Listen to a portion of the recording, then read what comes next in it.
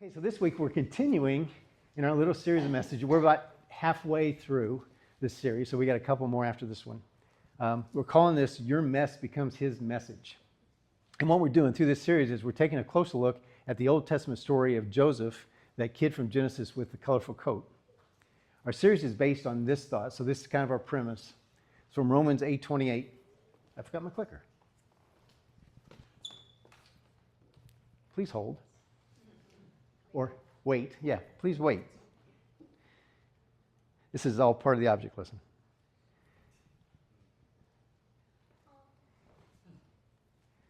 There we are.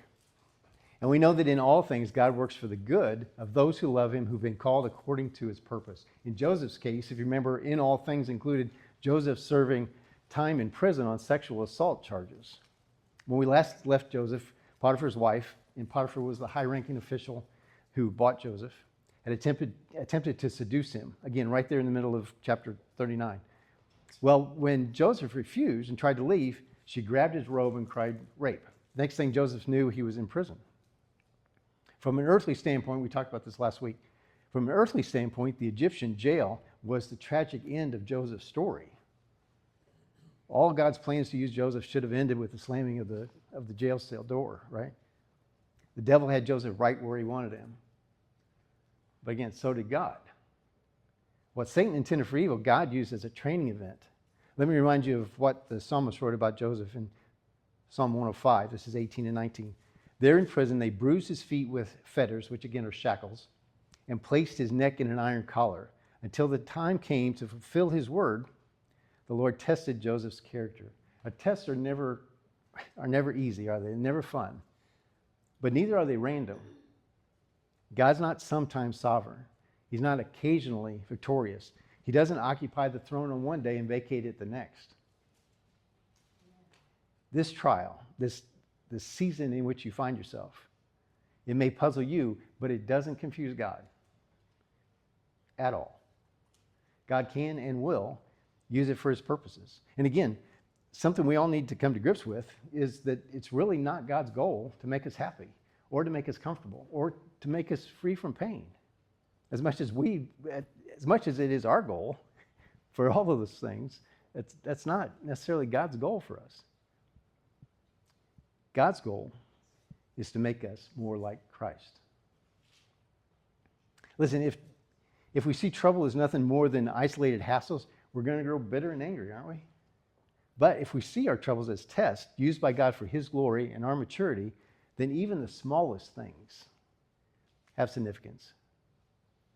Rather than say, God, why? Go ahead. Maybe we should ask, God, what? Yeah.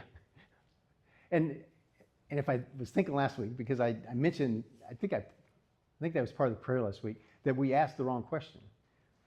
That instead of asking why, like, why is this happening to me, God?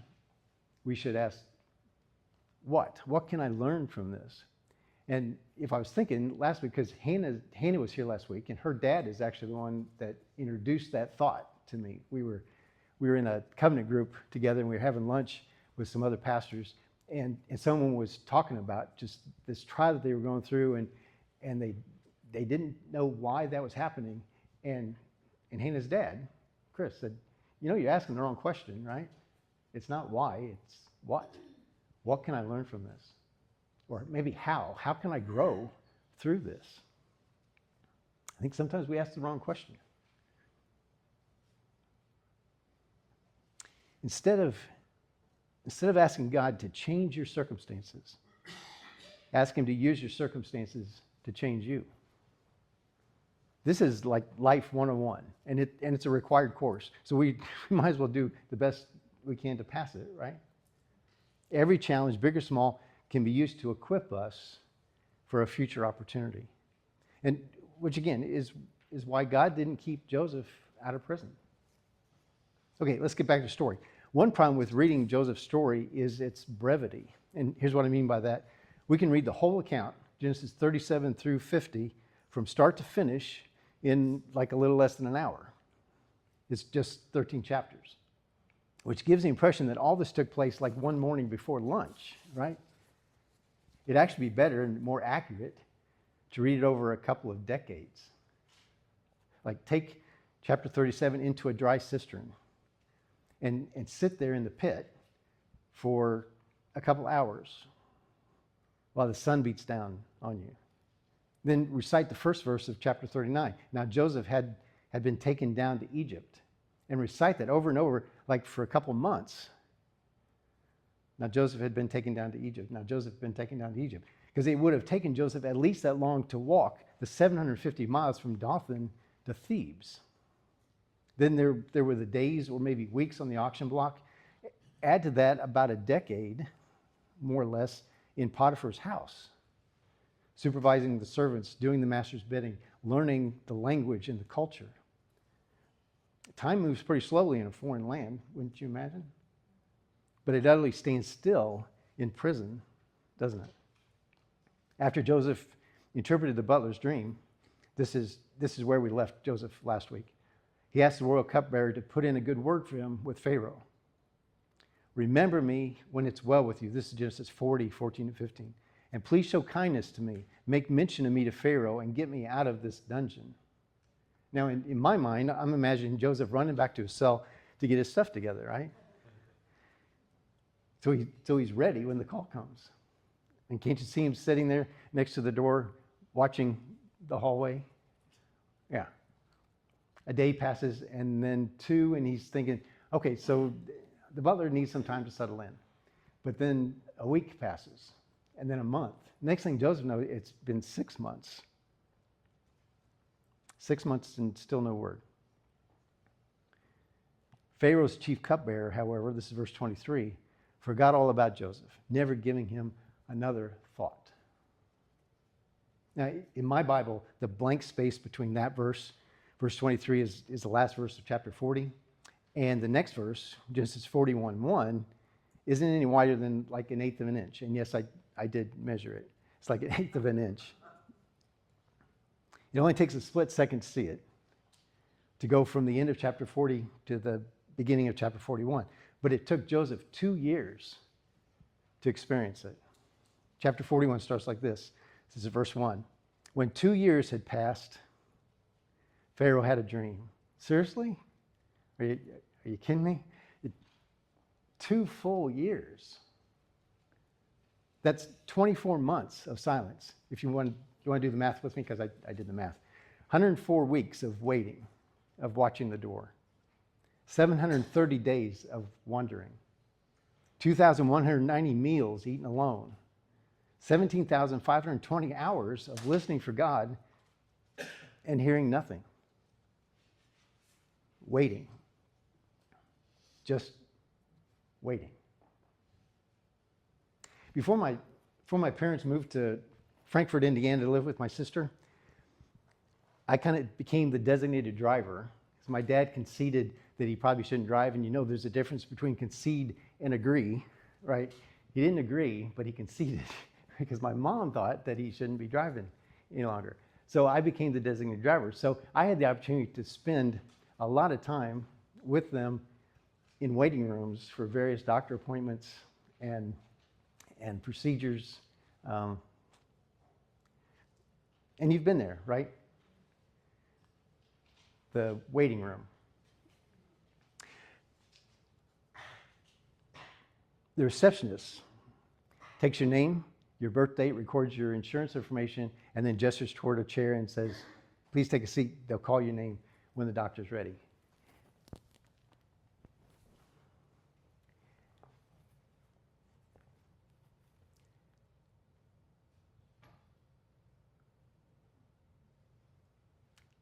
And you wait, don't you? I picked this because the pattern on these chairs is similar to the pattern on those chairs. I don't know if you can see it. The waiting room, not the examination room, not the consultation room, not the treatment room.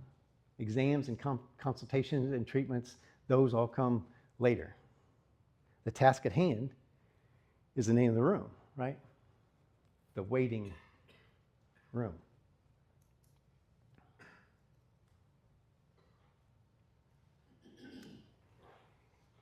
And in the waiting room, We know our assignment, right? It's to what? To wait. Yeah. To just wait. We don't try to treat each other, right? I don't like ask the nurse for a stethoscope and a blood pressure cuff thingy. I don't slide over and ask what medications you're taking. That's the nurse's job. Our job is to wait. And so we do. It's almost like someone pushed the pause button on our life, isn't it? So we don't like to wait, do we? We weave through traffic looking for the fastest lane. We count the number of items in the person's cart ahead of us, and the 10 items or less express line. Well, you know you do it, don't you? We tap our foot while Google downloads, or while the microwave heats our dinner. We want like 30-minute abs in 10 minutes, don't we? And minute rice in 30 seconds. We don't like to wait. Not on the doctor, not on traffic, not on dinner. And we especially don't like to wait on God, do we? But take a look around. Do you realize where you're sitting? This is God's waiting room, isn't it? It's that place between prayers offered and prayers answered. It seems we're always waiting, aren't we? Waiting on God to help, waiting on God to heal, waiting on God to move. We live in that place between prayers offered and prayers answered. The waiting room. Let's take a look at the passage we use as a call to worship. This is Psalm 130, verses 1 through 7. And again, this is from the Common English Version. From a sea of troubles I call out to you, Lord. Won't you please listen as I beg for mercy? If you kept record of our sins, no one could last long. But you forgive us, and so we will worship you. With all my heart I am waiting, Lord, for you. I trust your promises. I wait for you more eagerly than a soldier on guard duty waits for the dawn. Yes, I wait more eagerly than a soldier on guard duty waits for the dawn. Israel trusts the Lord. He is always merciful, and he has the power to save you. The psalmist makes it clear that he invested his whole heart in anticipation of the Lord's coming, right? Verse 5, with all my heart I am waiting, Lord, for you. And listen to the intensity of some of the other translations. This is verse 5 in the NIV. I wait for the Lord, my soul waits. The New Living Translation, I'm counting on the Lord. Yes, I'm counting on him. And I love verse 5 in the Message. I pray to God my life a prayer and wait for what he'll say and do. Can you sense the intensity, the excitement in his waiting? We don't normally associate excitement or intensity with waiting, do we? In fact, waiting is usually anything but intense and exciting. But look at verse 6. He writes, I wait for you more eagerly than a soldier on guard duty waits for the dawn. And he repeats it. Yes, I'm waiting more eagerly.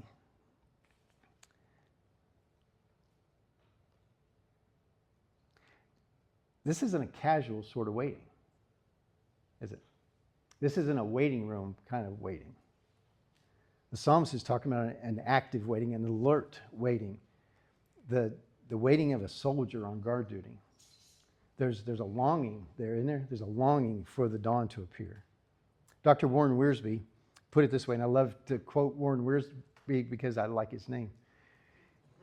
But he puts it this way. He writes, the watchmen are alert as they peer through the darkness to detect the approach of any danger. Nothing they do can make the sun come up any sooner. But when the day dawns, the guards rejoice that the city has been safe another night. Dr. Wiersbe goes on to say, this is not the waiting of hopeless resignation, but of hopeful anticipation. Listen, it had been 2 years since the cupbearer had promised he'd get Joseph out of prison.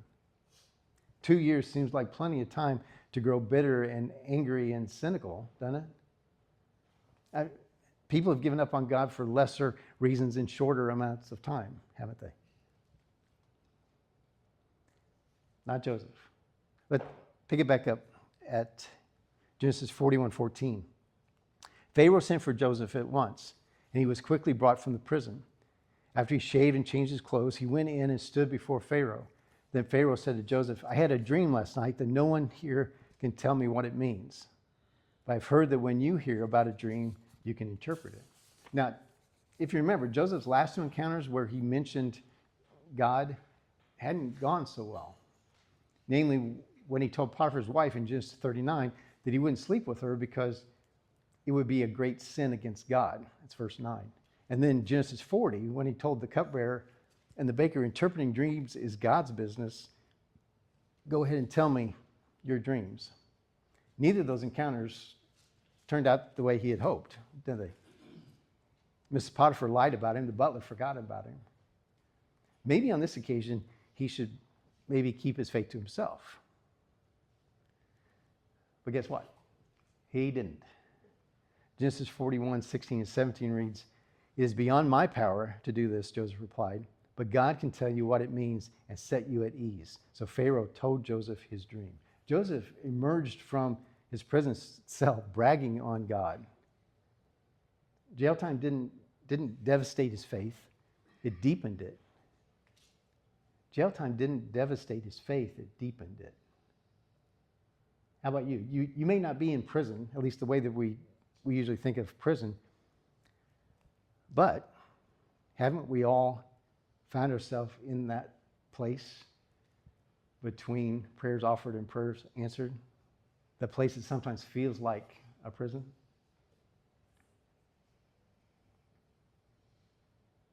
Aren't we all just waiting on God to help, waiting on God to heal, waiting on God to move? If so, here's what you need to know. While you wait, God works. Let's take a look at our passage this morning. We're not going to be here very long. Isaiah 40, 20 to 31. Oh, hello. There it is. Isaiah 40, 20 to 31. Do you not know? Have you not heard? The Lord is the everlasting God, the creator of the ends of the earth. He will not grow tired or weary, and his understanding no one can fathom. He gives strength to the weary and increases the power of the weak. Even youth grows tired and weary, and young men stumble and fall. But those who hope in the Lord will renew their strength. They will soar on wings like eagles. They will run and not grow weary. They will walk and not be faint. I think maybe we've talked about this, but the NIV translates verse 31, but those who hope in the Lord will renew their strength. That's what we just read. The New Living Translation reads, but those who trust in the Lord will find new strength. And the King James Version says, but they that wait upon the Lord shall renew their strength. Mark Krause, who's with Standard Lesson Commentary, writes, to wait upon the Lord is not to give up in complete passivity. Waiting, in this biblical sense, is an act of faith, a move of trust. It's to change the focus of our empowerment from ourselves to the Lord. I love that. Change the focus of our empowerment from ourselves to the Lord. Joseph's story appeared to be all but over in chapter 40, didn't it? Joseph was in prison in shackles. It seemed as if all God's plans to use Joseph had ended. But while Joseph was waiting, what was God doing? He was working, wasn't he? He was working behind the scenes. He was putting all the pieces together. God placed the cupbearer in Joseph's care, which again, if he had kept Joseph out of prison, he would never have met the cupbearer. If he hadn't met the cupbearer, he would have never been before Pharaoh. He stirred the sleep of the king with a couple of really weird dreams, which we'll get into that next week. He confused Pharaoh's counselors. Then at just the right time, God called Joseph into service. And you know what? Good question. God's working for you as well. While we wait, God works. Listen to what Jesus said in John 5:17. I'm a little slow on the trigger today. All right. My Father is always at work, even to this day. My Father is always at work, even to this day. You know that the God never sits around just like twiddling his thumbs. He doesn't take vacations. He doesn't take weekends off. He never stops working on your behalf. Just because you happen to be idle doesn't mean God is. While we wait, God works. Do you not know? Have you not heard? The Lord is the everlasting God, the creator of the ends of the earth. He will not grow tired or weary, and his understanding no one can fathom. He gives strength to the weary and increases the power of the weak. Even youth grow tired and weary, and young men stumble and fall. But those who hope in the Lord, those who trust in the Lord, those who wait upon the Lord, will renew their strength. They will soar on wings like eagles. They will run, not grow weary. They will walk and not be faint. Anybody else weary today? Our benediction comes from Psalm 37:7. And this is from the New Living Translation. Be still in the presence of the Lord and wait patiently for him to act. In the name of the Father, Son, and Holy Spirit. Amen.